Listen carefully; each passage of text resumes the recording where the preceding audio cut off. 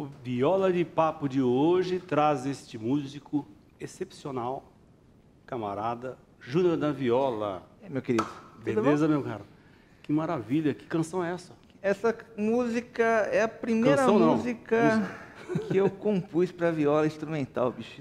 Primeira? De 99. Primeira música instrumental que eu compus para Você viola. lançou no primeiro CD? No primeiro CD, Chão Marcado. Vamos fazer já, ó, esse aqui. Esse aqui, esse de capinha preta aqui.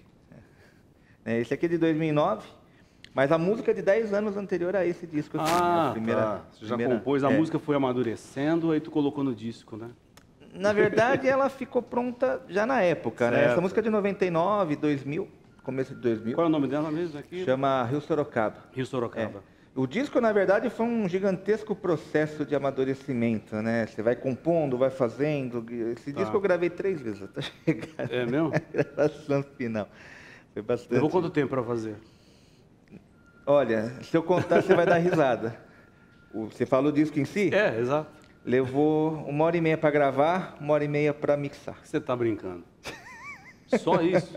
Ele é testemunho. Que é isso? Foi 1h30 para gravar, 1h30 para... Eu já gravei CD, não tinha dinheiro, bicho, não tinha dinheiro. Ah, tá, mas por questões... Tem que ser. Tem que ser. Mas sabe, vou te contar, às vezes são esses aí que ficam. Né? Mas Deus acabou dando certo. Mas muito legal, velho. Chão Marcado. Júnior da Viola. Esse é o primeiro da estrada. Esse é o primeiro. Que música legal, hein, velho? Antes de falar dessa viola, eu quero saber a tua formação. Como que você começou? Quando que você começou a tocar esse instrumento? O que te bateu ali, não é? Eu acho que boa parte do pessoal da minha geração, né? O pessoal que está chegando, ultrapassando uns 40 já, né? Sim.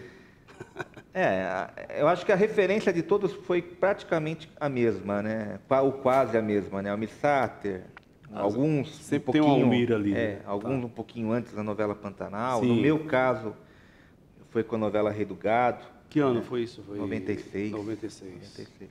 Certo. E eu comecei nessa época, comecei a reparar na viola nessa época, eu já tocava violão. Sim. E do violão fui pro violão de 12 cordas. Do violão de 12 cordas, aí eu fui pra viola. Foi uma escada, né? Foi uma escada. O violão você fala o violão de nylon. Violão de nylon. Cordas de nylon. Ah, tá. Comecei com o violão de nylon. Você é erudito? É isso? Você estudou erudito? Fui estudar bem depois. Sim. Bem depois que eu comecei. Tá. Eu comecei mesmo popularzão, né? Músico popular. Não, entendi. Tudo, né? O violão é o instrumento popular, né? Um instrumento que em cada 10 casas, acho que 8 tem violão. Sim. Não é? Não é que nem uma viola que já é mais... Hoje eu acho que a viola está crescendo, né? E eu, na minha infância, sempre tive muita ligação com o violão. Meu pai toca violão em casa. Então, vim de família de músico. Ah, tá. Né? Tem meu pai que toca. Meu pai não é profissional de música, mas... Sim. Sempre tocou. Sempre tocou, ele toca em show, tudo. Tá. E a minha madrasta é musicista profissional. Então, eu sempre tive música dentro de casa, certo. né? Então, foi meio um processo natural. Seu pai, de onde que é?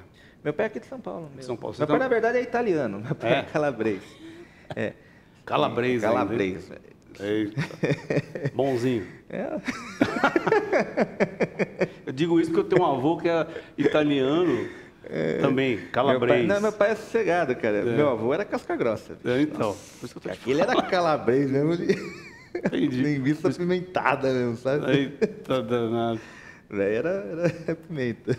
E você nasceu em São Paulo? Eu nasci em São Paulo. Mais paulistano, acho que... Eu nasci no 9 de julho.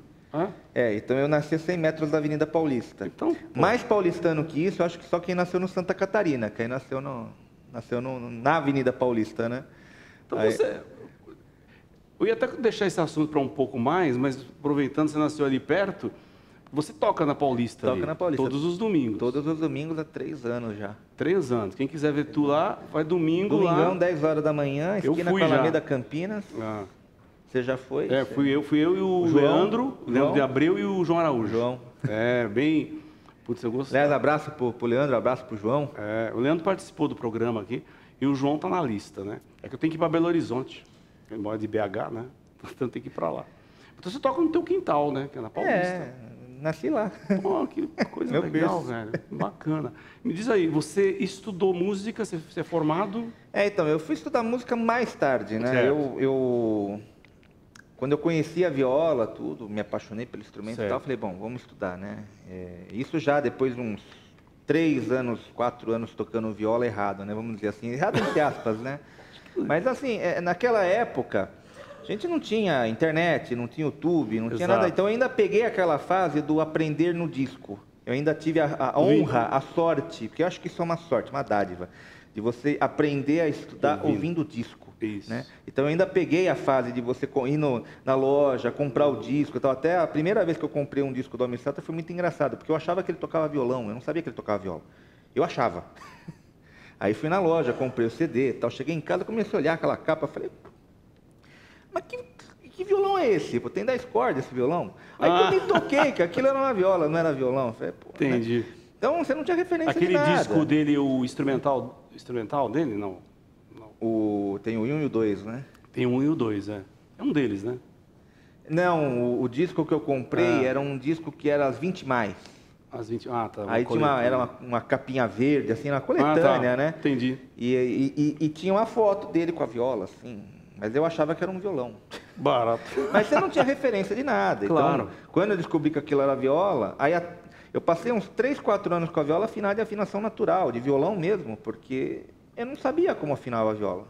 Você não achava método, você não tinha com quem conversar, eu não conhecia um violeiro. Então, você não tinha Mas você também morando em São Paulo, como que você achava? Imagina, segunda metade dos anos 90, isso. Você não tinha referência nenhuma, então tudo era no achismo.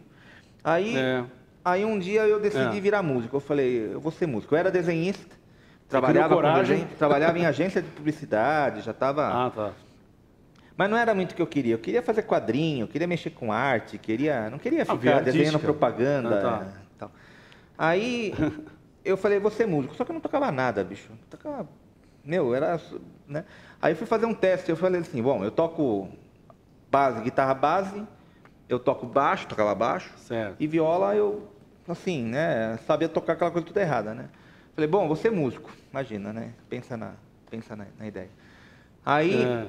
Eu falei, bom, eu vou fazer um teste, né? Vou numa escola de música. Eu achava que o clã... Eu queria estudar no clã. Queria estudar guitarra no clã. Aí eu falei, bom, eu vou procurar a tal... Mas eu não lembrava o nome da escola. Eu falei, vou procurar a tal da escola para ver como é que é a coisa lá, né? É um conservatório? Aí eu procurei na revista, mas não lembrava o nome da escola. Aí eu achei uma escola chamada Aqui Jazz. Eu falei, pô, deve ser essa, né?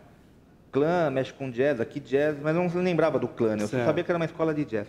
Aí fui nessa escola, cara, cheguei lá, puta, era um muquifo, velho. Era um muquifo. A casa era um muquifo. Aí chegou o professor, cara de chinela havaiana, short, cara, cabelo amarrado, parecia que o cara tinha acabado de acordar, assim, né? Aquela cara de sono, né? Não, vim fazer um teste e tal. Falei, beleza, tal. Aí sentei, catei a guitarra, eu tinha uma guitarra bojudona de jazz, linda, né, tal. Mas eu só sabia fazer base. Aí peguei, toca aí. Eu peguei e comecei a tocar umas bases, eu sabia fazer umas basezinhas legais, né? Sim. Aí virei pro cara e falei assim, bom, legal, a minha ideia é fazer um ano de escola e fazer uma faculdade, alguma coisa assim e tal. Aí, o que você acha que eu preciso aprender? Ele virou para mim e falou, tudo. Só isso? Só isso. Aí eu tinha até um teste com o professor de baixo marcado, eu larguei mão, cara, nem fui, bicho. Aí eu peguei, cheguei em casa, olhei a viola em cima do sofá e falei, quer saber? É para começar do zero? Vamos que vamos. Vamos que vamos. Aí catei a viola, achei o Rui Tornese na época, que o Rui tinha uma revista chamada Country Music na época. E o Rui anunciava nessa revista, né? Aí fui fazer a aula com ele. E nessa época me caiu a ficha da afinação natural, né? Afinação natural não, né? Da afinação aberta. Afinação aberta, é. E foi nessa época que saiu essa música que eu toquei. Tá. Então, quando eu cheguei pro Rui para fazer a prova, tipo, prova entre aspas, né? Tocar para ele ver e tal, eu toquei essa música para ele. Uhum. E aí comecei a estudar. Estudei viola com ele 1 ano e meio, depois fui por conta própria, participei da orquestra dele, né? Sim. Depois montei a minha, fiquei 2 anos com a minha orquestra. E aí fui voar. Você teve uma orquestra também? Tive também. Tive uma orquestra. Durante 2 anos, que era a orquestra foi a segunda orquestra dos violeiros de São Paulo. Porque teve a primeira, que surgiu o Pena Branca, o Chavantinho, o Gedeão da Viola, era tudo dessa primeira orquestra. E aí eu não sabia, mas o nome era o mesmo. Depois eu fui descobrir que a minha orquestra tinha o mesmo nome da primeira, porque eu não sabia, não tinha... Né? E aí foi assim meu começo. Também já comecei a dar aula muito cedo. E dando aula, fui aprendendo, Certo. Você é professor também, né? Sou. Você dá aula online também, né? Dou aula online. Eu comecei a dar aula online em 2006. Uhum. Né? Na época, pouca gente dava aula de guitarra, aula de baixo. E aí houve uma oportunidade, modesta a parte. Acho que eu devo ter sido o primeiro que fez isso, porque não tinha ninguém mesmo, era muito pouca gente. Tinha muita gente fora que dava aula. Eu via muita gente nos Estados Unidos, na Europa, que dava aula online, já fazia aula dessa forma. Aí eu falei, eu vou tentar com a viola. E aí comecei a dar essa aula online. E deu certo, até hoje eu tenho alunos online. Né? É legal que você pode atender alunos nos Estados Unidos, no Paraguai. Hoje com os programas... Não tem barreira. Né? Não tem barreira. Pelas redes lá também, né? Certo. E a primeira afinação que você teve contato foi o Cebolão. Foi Cebolão. Primeiro natural, que eu fiquei uns 3, 4 anos afinando com afinação natural, mas na verdade porque eu não sabia afinação para música caipira. Não que a afinação natural seja errada. Certo. Na verdade ela é a afinação original da viola, né? Mas o contexto era errado, entendeu? Com o contexto de realmente não conhecer as outras, não saber. É uma afinação bem popular, né? Que mais... A natural, você fala? Não, é Cebolão. A Cebolão. Cebolão é a afinação que se caracterizou dentro da música caipira, né? Exato. Mas ela não é a afinação de origem do instrumento. Não. Né? A afinação que, aqui, do começo mesmo, era a afinação natural. Que é quando você vai pegar, né, lá atrás, século XVII, século XVIII, você começa a estudar violas modinhas, ou começa a estudar O repertório que é pequeno, mas um repertório de viola de arame dessa época, era tudo na afinação Você tem natural. um estudo, né, em cima da viola, da música barroca, antiga, né, da música do colonial. Eu sempre me interessei muito por história, sempre gostei muito de história das coisas, né? Então, quando eu comecei a tocar viola, obviamente foi natural eu começar a conhecer a história do instrumento, né? E durante uns 15 anos esse estudo foi de ler, foi de pegar livro e ler, né? Mas é diferente você ler e fazer. Entendi. Né? Então, em 2017, eu terminei minha faculdade em 2017, terminei meu bacharelado em 2017, fiz bacharelado em violão na FAAM. Na FAAM. E aí eu falei, bom, eu vou estudar música antiga, porque eu já conheci o professor lá da EMESP, né, o Guilherme de Camargo. Falei, aí você foi. Vou estudar. E aí comprei uma viola barroca, que na verdade é uma guitarra barroca, mas a gente chama de viola barroca, porque era a viola do século XVII, corda de tripa, aquela coisa toda. Bacana. E fui estudar, fui conhecer, e junto com isso também o repertório de viola. E aí veio a história da viola de 12 cordas. A de 12 cordas, ela tem uma história um pouco mais comprida, né? Porque, como eu te falei, entre o violão e a viola, teve o violão de 12 cordas. Então, eu sempre tive aquela noção da sexta ordem, vamos assim dizer. E durante uns 12, 13 anos, eu toquei com violas de 10 cordas. E desenvolvi todo um trabalho instrumental em cima desse instrumento, assim como vários colegas fizeram. Mas eu sentia muita falta daquela sexta corda, daquela sexta ordem. Aquilo me fazia muita falta. E, mais ou menos entre 2010 e 2011, eu descobri que a Janine fabricava, na década de 50, uma viola chamada viola portuguesa. E, na verdade, não tem nada de português. Eles deram o nome de portuguesa. Só que essa viola tinha 6 pares de corda. E eu fiquei com aquilo na cabeça. Aí, numa época, eu resolvi... Um ano depois, acho que em 2012, mais ou menos, eu comecei a usar um pouco o violão de 12... Voltei a usar de novo o violão de 12 cordas. Até para tentar suprir a... Certo. Só que, cara, é outro instrumento. É grande pra caramba, o braço é enorme, a corda é pesada. Então, quando eu tive uma tendinite por causa disso, eu acabei largando. Aí, no final de 2012, eu peguei endosser da Rosine. E em janeiro de 2013, eu numa das idas na fábrica, eu conversei com o André Matos, que na época era o marketing da Rosine, mas eu falei meio que por falar, porque eu tinha certeza que ele não ia fazer. Eu falei, pô, André, você podia fazer para mim uma viola com 6 par de corda. Aí ele desconversou, eu expliquei exatamente como ele tinha que fazer o instrumento. Já tinha o instrumento na cabeça. Você pega o corpo dessa viola, você pega o braço assim, você faz assada, e ficou nisso. Eu falei, ele não vai fazer. Aí peguei, né? Aí passou um mês e meio, mais ou menos, eu estava, dia 13 de março de 2013, eu estava saindo para ir para um show no Sesc Carmo, para tocar, me veio uma foto no celular de uma cabeça de viola com 6 buracos de cada lado. Eu falei, destino. Ele fez, bicho. Aí ele fez a viola. Ele falou, o que eu achei aqui na fábrica. Eu estava andando aqui, eu achei um negócio aqui na fábrica. E era a viola. E aí comecei a usar, dia 15 de março busquei o instrumento, e a partir daí foi só 12 Mas essa cordas. viola, ela é comercializada? Não. Não, né? Não, mas hoje já tem vários luthiers fazendo. Né? Um deles, por exemplo, Luciano Queiroz. Então, na verdade, da Rosine foi específica para você, foi específico para mim. Então, eles fizeram essa, depois com o tempo eles fizeram mais 3 violas para mim, né? E esse instrumento ele é muito bacana, porque ele acabou unindo um pouco esse estudo de música antiga. Porque depois eu vim descobrir que ele é um elo daquela guitarra antiga de 5 ordens de corda de tripa com um violão moderno. Então, entre esses dois instrumentos, houve um instrumento intermediário de 6 ordens de corda, que a gente chama o de 5 como guitarra barroca, ou viola barroca, né? A gente chama o mais à frente de 6 cordas simples como viola francesa, ou já quase o violão moderno. Mas houve um intermediário com 6 ordens de corda. Entendi. Né? Que era basicamente esse instrumento. Tanto a guitarra barroca quanto esse instrumento, que eu chamo de guitarra clássico-romântica, mas ele não tem um nome específico. Né? Isso que é um pouco complicado para estudar um pouco esse instrumento. Ele não tem um nome. Esses dois instrumentos, em meados do século XVIII, eles, em Portugal, começam a receber corda de arame. Né? Tem pesquisador que defende que isso vem de antes da Renascença, mas você não tem nada escrito que comprove isso.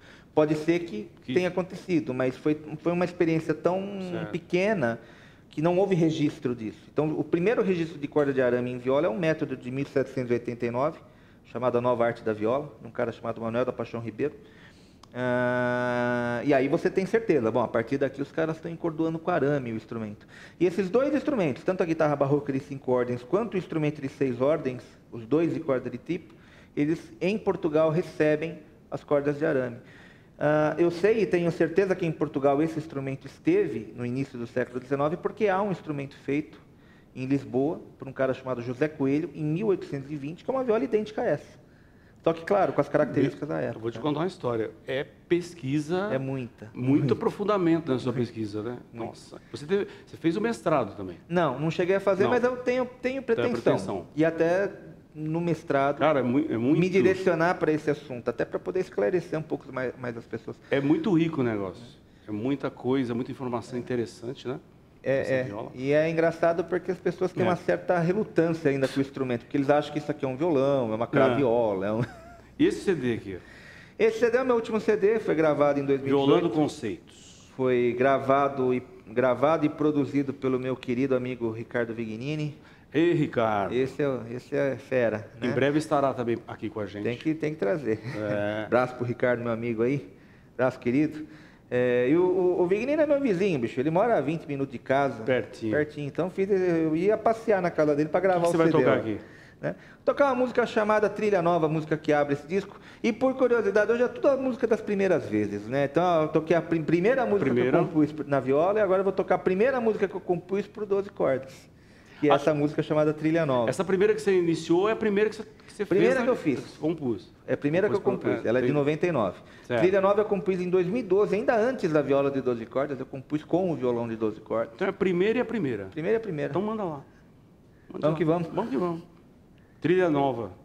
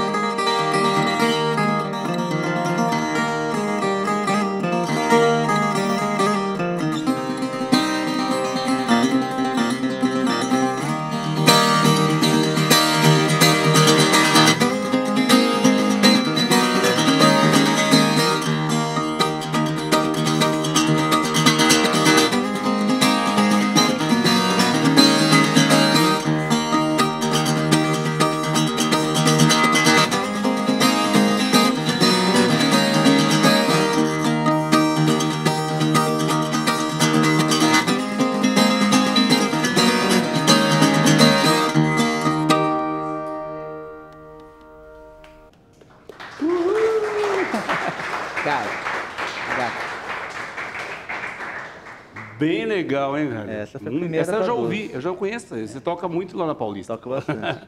essa puta, da hora, muito legal mesmo.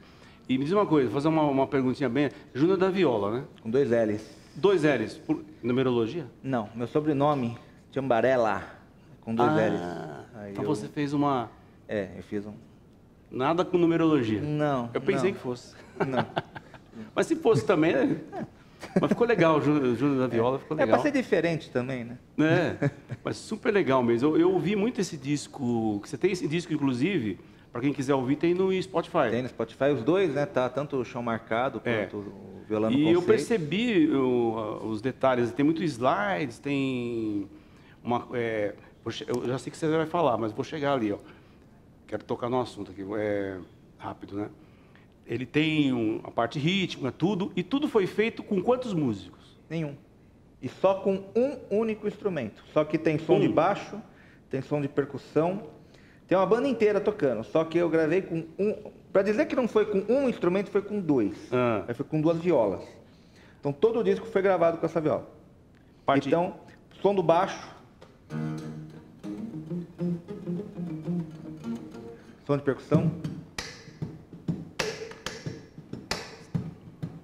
Que na verdade é o conceito do show que eu faço, que é o Violando Conceito. Que você usa o pedal do looping. Você usa o efeitos, né? E você acha que alguém, assim, vou fazer uma pergunta bem... não polêmica. E os tradicionalistas, o que acham? Você tá... Tô nem aí porque acho. Eu também não. Eu acho assim, tem espaço para todo mundo, né? Eu acho que tem que ter respeito, né? Da mesma forma que... Assim, a minha intenção não é desvirtuar nada, né? Eu sou um músico que, assim, eu não vim da roça, eu não vim do interior, eu nasci na cidade. Entendi. Eu cresci ouvindo Legião Urbana, cresci ouvindo RPM, Paralamas, Kenny Rogers, Lionel Richie. Essa foi minha realidade musical. Né? Então... Você estava ouvindo meus discos, pô? Então, eu trabalho para música. O blues, o rock. Eu trabalho para música. Eu não tenho... Eu acho isso bem bacana e honesto, né? Eu não tenho rótulo. Porque é viola, eu tenho que tocar isso, eu tenho que tocar. Eu toco. Se precisar, eu toco, não tem problema. Eu toco isso o dia inteiro, eu dou aula disso, né? Agora, em cima do palco eu quero ser eu. Entendi. Né? Você busca um caminho diferente, né? Um caminho que tem a sua assinatura. É o meu som, é o que todos fazem, né? Então, eu acho que não é nada de errado alguém tocar o tradicional. Nem um pouco. Imagina. Nem o inovar também, né? E eu acho tão besta. Eu acho essa discussão, essa briga, né?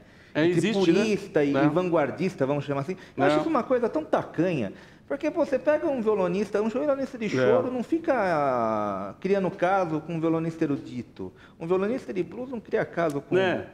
Pra quê? Mas isso vai... Se soma. O importante é soma. Se soma. Quantas coisas bacanas um violonista de choro, um violonista erudito já fizeram em discos, gravando, né? Quantas vezes isso já aconteceu e quantos bons resultados isso...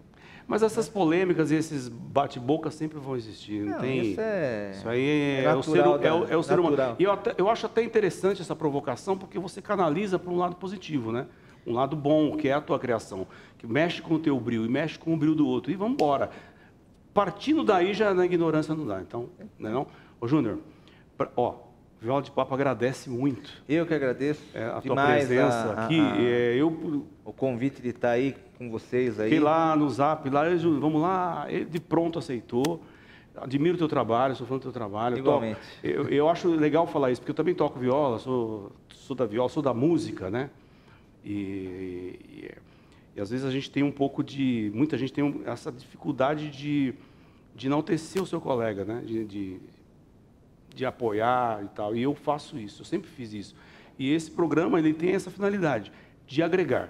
Sim. Eu acho que é isso, essa é a resposta. E nós, violeiros, que agradecemos a você e ao pessoal o pessoal produção, aqui da produção. Pela abertura, pelo espaço. Exatamente. Pela oportunidade de... Obrigado. Ainda mais com plateia, olha que beleza, que legal, ó. Obrigado pela presença de todos, meu povo. Muito obrigado mesmo.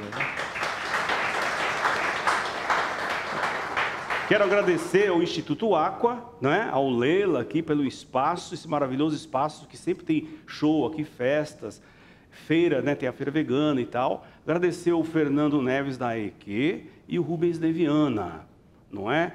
E ao Tainan também, que está ali na técnica ali. E a todos aí que estão colaborando aí para que esse programa frutifique e vá. Longe. Certo? Vá longe. Viola de Papo Júnior da Viola, a última. Manda lá. Obrigado.